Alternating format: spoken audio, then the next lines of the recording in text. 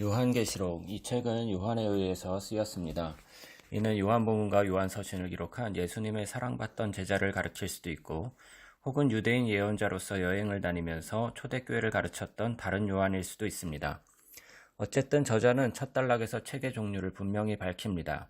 그는 이 책을 계시록 혹은 묵시록으로 부릅니다.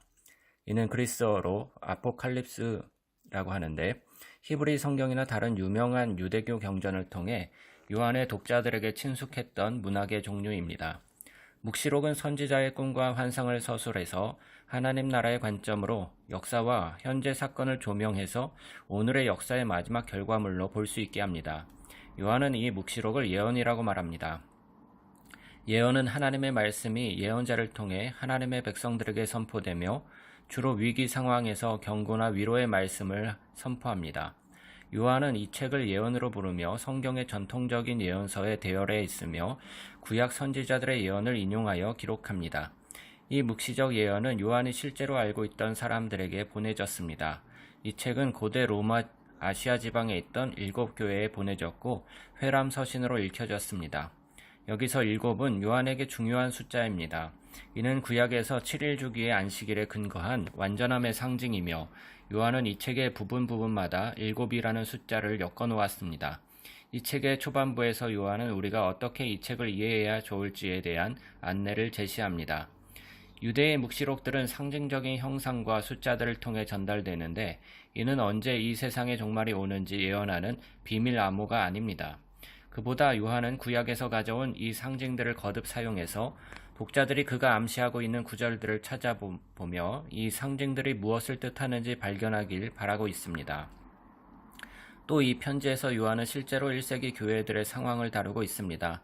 그래서 이 책이 후대의 성도들에게 많은 내용을 전달하지만 이 책은 먼저 요한이 살던 시대와 장소 및 청중의 역사적 맥락에 맞추어져야 합니다.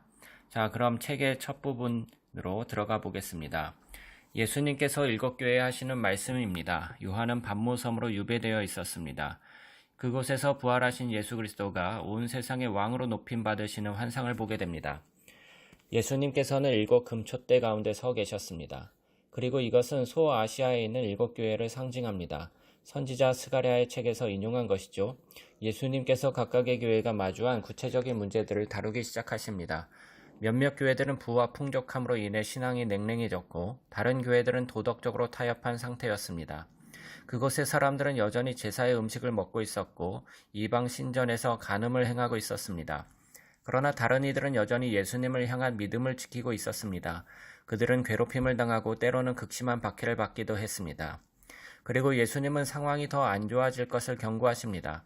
교회에 닥친 시련으로 인해 그들은 타협할 것인지 믿음을 지킬 것인지 선택을 강요받고 있었습니다. 요한의 시대에는 로마 황제 네로의 그리스도인 학살은 지나갔지만 도미티안 황제에 의한 박해가 진행 중이었습니다.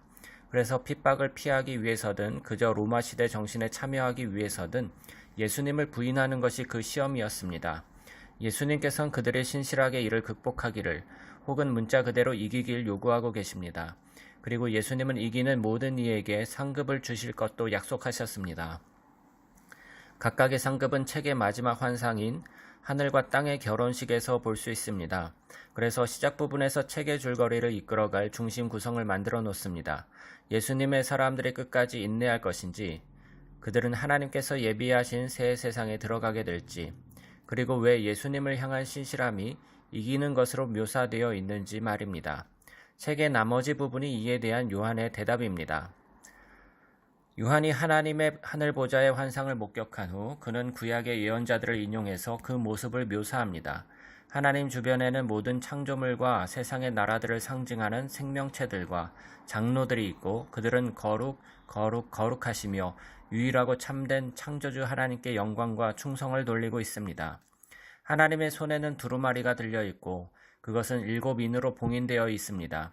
이것은 구약의 선지자들의 메시지들과 다니엘 환상 중 봉인된 두루마리를 상징합니다. 이것은 하늘에서처럼 이 땅에 하나님의 나라가 어떻게 오는지에 대해 말하고 있습니다. 그러나 아무도 그 두루마리를 열 수 없음이 밝혀집니다. 그러나 요한은 누가 열 수 있는지 듣게 됩니다. 바로 유다 지파의 사자, 곧 다윗의 뿌리로 그는 이 두루마리를 열 수 있습니다. 이는 군사적인 정복을 통해 이 땅에 하나님 나라를 임하게 할 메시아를 표현하는 구약의 대표적인 묘사입니다. 이것이 바로 요한이 들은 것이고, 그러나 그가 눈을 돌려보게 된 것은 사나운 사자 왕이 아니라 피 묻은 희생양이 여전히 살아있어 두루마리를 열 준비를 하고 있는 것이었습니다. 바로 예수님을 상징하는 이 죽임당한 어린 양이 이 책을 이해하는 데 아주 중요한 역할을 합니다. 요한은 장차 승리할 하나님 나라에 대한 구약의 약속이 십자가에 못 박힌 메시아를 통해 선포될 것이라고 말하고 있습니다. 예수님은 참된 유월절 어린 양으로서 원수들을 위하여 죽으심으로 그들을 이기셨고, 이를 통해 그들은 구원받을 수 있게 되었습니다. 부활 때문에 예수님이 십자가에 죽으신 것은 패배가 아니라 그가 왕위에 오르시고 왕을 이기시는 방법이었던 것입니다. 그래서 이 환상은 어린 양이 보좌에 앉으신 분과 곁에 계셔 그분과 함께 경배를 받으시면 끝이 납니다. 유일하고 참된 창조자, 구속자, 그리고 두루마리를 여실 죽임당한 어린 양으로서 말입니다. 이는 역사를 최종 결과로 이끌어 가실 그분의 신적 권위를 상징합니다. 이는 책의 다음 부분인 세 가지의 일곱 상징으로 우리를 이끌고 있습니다. 6장에서 8장까지는 일곱 봉인, 8장 후반부에서 11장까지는 일곱 나팔, 15장에서 16장은 일곱 대접. 각각의 비유는 하나님의 나라와 공의가 하늘에서처럼 땅에도 오는 것을 그립니다. 어떤 사람들은 이 세 번의 일곱 심판이 과거에 일어났든 지금 일어나고 있든 혹은 예수께서 다시 오실 때 일어날 일이든 문자 그대로 연속적인 사건을 상징한다고 생각합니다. 하지만 요한이 여기서 일곱 상징들을 어떻게 엮었는지 봐야 합니다. 마지막 일곱 대접은 일곱 나팔과 일곱 봉인으로부터 나오고, 일곱 나팔은 일곱 봉인으로부터 나옵니다. 그들은 마치 러시아 인형처럼 각각의 일곱 번째 상징이 다음에 올 일곱 상징을 담고 있습니다. 그리고 각각의 일곱 상징들이 마지막 심판에 가서 어떻게 끝나는지도 봐야 합니다. 그들에 대응하는 결과도 있습니다. 그래서 요한이 각각의 일곱 비유를 통해 예수님의 부활과 재림 사이의 시간을 세 가지 다른 관점에서 서술하고 있다는 것도 보는 것이 더 타당합니다. 자, 드디어 죽임당한 어린 양께서 처음 4개의 봉인을 여십니다. 요한은 4명의 기수를 봅니다. 이는 스가랴서 1장에 나온 그림입니다. 그들은 전쟁, 정복, 기근, 그리고 죽음의 때를 상징합니다. 즉 비극적인 인간 역사의 평범한 날들입니다. 그리고 5번째 봉인은 하나님 보좌 앞에서 죽임당한 순교자들이 어떤 모습인지 그립니다. 그들의 무고한 피의 울음소리가 제단의 향 연기처럼 하나님께 상달되고 있습니다. 그들은 더 많은 그리스도인들이 죽임을 당할 것이기에 안식하라는 말씀을 듣습니다. 이유는 알 수 없지만 이 일은 영원히 지속되지 않을 것입니다. 6번째 봉인이 그들의 외침에 대한 하나님의 궁극적인 응답입니다. 하나님께서 이사야와 요엘서에서 묘사된 위대한 주의 날을 가져오시며 땅 위의 사람들은 울부짖습니다. 누가 능히 서리요? 그러나 갑자기 이 질문에 대한 대답을 잠시 멈춥니다. 요한은 이 모든 시련을 견뎌낸 하나님의 종들이 받을 하나님의 도장과 함께 나타난 천사를 목격합니다. 그리고 그는 봉인된 사람의 수를 듣는데 그 수가 14만 4천입니다. 이는 민수기 1장과 같이 군대의 수를 계수하는 것입니다. 곧 이스라엘 각 12지파에 12,000명씩 됩니다. 잠시 주목하시기 바랍니다. 여기서 군대의 숫자는 요한이 들은 것입니다. 마치 그가 유다 지파의 사자에 대해 들은 것처럼 말입니다. 그러나 이 두 경우 모두 그가 눈을 들어보게 된 것은 죽임당한 어린 양, 예수 안에서 큰 무리의 환상이 놀랍게 성취되는 것이었습니다. 그래서 그가 본 것은 하나님이 아브라함과의 약속을 지키셔서 모든 나라와 족속의 사람들로 구성된 하나님 나라의 군사들인 것입니다. 이들 열방의 군사들은 하나님 앞에 설 수 있는데 어린 양의 피로 구원받았기 때문입니다.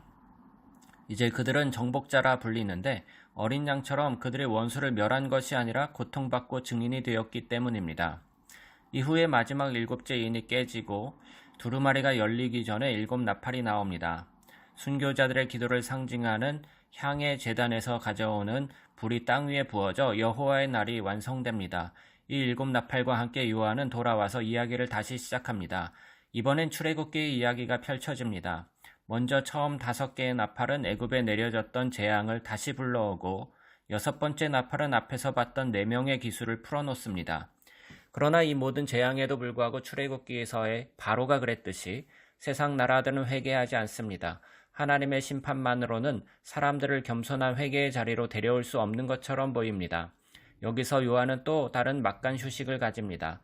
한 천사가 어린 양이 연 봉인된 두루마리를 가져옵니다.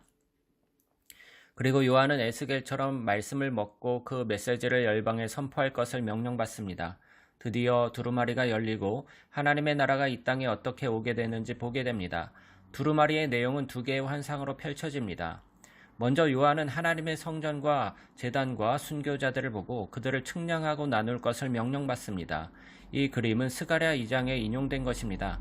그리고 성전 밖들은 버림받고 이방인들에게 발로 짓밟힙니다. 몇몇 사람들은 이것이 과거의 일이든 미래의 일이든 예루살렘의 멸망을 상징한다고 생각합니다. 그러나 요한이 예수 그리스도와 사도들처럼 새 성전을 하나님의 언약 백성을 상징하는 데 쓰고 있고, 그걸 생각하면 이 환상은 예수님을 따르는 자들이 이방인들에게 당할 환란을 상징하는 것이 됩니다. 그들은 겉으로 보기에 패배했지만 어린 양의 승리를 빼앗아갈 수는 없습니다. 이는 두루마리의 두 번째 환상으로 이어집니다. 하나님께서 열방에 예언할 두 예언자를 세우시는 장면입니다. 여기서 몇몇 사람들은 실제로 이 두 사람이 미래의 어느 날 나타날 것이라고 믿습니다. 그러나 요한은 그들을 등잔대라고 부르는데 이는 명확히 교회를 상징하는 것입니다. 그래서 이 환상은 예수의 제자들이 모세와 엘리야의 역할을 감당하는 모습이라고 보는 것이 적절합니다. 그들은 우상 숭배하는 이방인들과 권세자들에게 회개를 선포합니다. 그런데 갑자기 여기서 무시무시한 괴물이 등장합니다. 다니엘 7장에서 본 것처럼요. 이 짐승은 두 대언자를 대적하고 죽여버립니다. 그때 하나님께서 이들을 다시 살리시고 박해자들 앞에서 그들을 바로 세우시사 마침내 민족 중 많은 이들이 회개하고 주님의 날에 창조주 하나님께 영광을 돌립니다. 잠시 멈추고 한번 쭉 돌아볼까요? 봉인과 나팔을 통한 하나님의 경고와 심판은 민족들의 회개를 일으키지 못했습니다. 애굽이 당한 재앙이 바로의 마음을 완악하게 한 것처럼 말입니다. 그러나 어린 양은 그의 원수를 사랑하고 그들을 위해 죽음으로 승리하십니다. 그리고 이제 두루마리의 메시지는 그의 군사, 교회가 감당할 역할을 보여줍니다. 하나님의 나라는 어린 양의 희생과 사랑을 본받는 교회를 통해 세상에 드러납니다. 원수를 죽이지 않고 죽임당하는 것입니다. 이 예수의 제자들을 통해 보여진 하나님의 은혜가 민족들의 회개를 불러올 것입니다. 이 놀라운 말씀이 두루마리의 메시지이고 요한은 이를 책 전체의 한가운데 놓았습니다. 이후에 마지막 나팔이 울리고 하나님의 나라가 오는 것을 보고 민족들이 벌벌 떱니다. 이제 우리는 교회가 열방에 대언하고 새 창조의 날을 보게 됨을 배웠습니다. 그나저나 하나님의 백성을 상대로 전쟁을 벌이는 이 무지막지한 짐승은 누구일까요? 모든 이야기가 어떻게 이어질지 요한계시록의 나머지 절반에서 이야기해 줄 것입니다.